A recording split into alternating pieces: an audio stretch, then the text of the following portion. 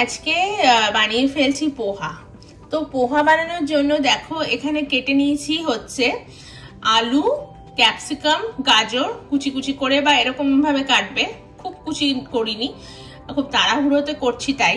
তো এরকম আরো ফাইন চপড করতে পারো। পেঁয়াজটাকেও কুচি করেছি আর নিয়েছি হচ্ছে এখানে হচ্ছে একটু কারি পাতা।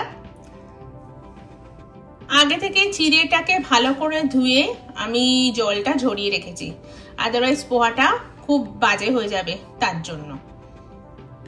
কড়াইটা বেশ গরম হয়ে এলে ওর মধ্যে দিয়ে দিচ্ছি তেল। তেলটা গরম হয়ে এলে ওর মধ্যে দিচ্ছি একটু সর্ষে ফোড়ন, তার সাথে দিয়ে দিচ্ছি অল্প একটু জিরে, আর তার মধ্যে দিয়ে দিচ্ছি একটা কাঁচা লঙ্কা, আর এখানে কেটে রাখা তোমার কারি পাতা।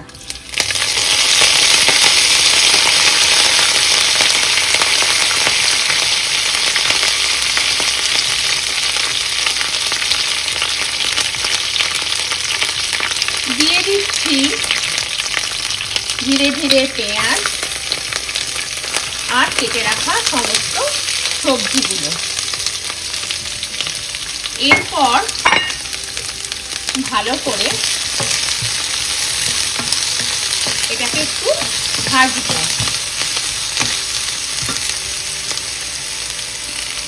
দিয়ে দিচ্ছি আন্দাজ মতো নুন, যে যেরকম নুন খাবে, মানে একের জন্য টেস্ট বাড এক এক রকম হয়, সেই অনুযায়ী নুন দেবে।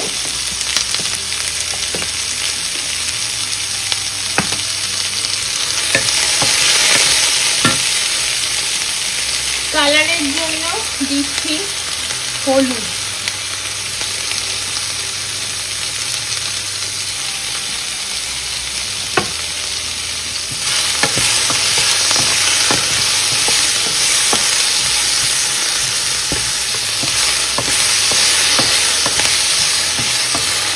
একটু ঢাকা দিয়ে দিই যাতে সবজিগুলো একটু সিদ্ধ হয়।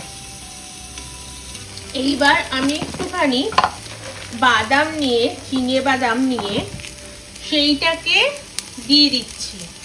তোমরা এটাকে ভালো করে ক্রাশ করে দিতে পারো ভেঙে, বাট আমার আবার পোহাতে মুখে একটু বাদাম বেশি না করলে ভালো লাগে না। তো বাদামটা দিয়ে আমি একটু অল্প এটাকে ফ্রাই করে নিচ্ছি।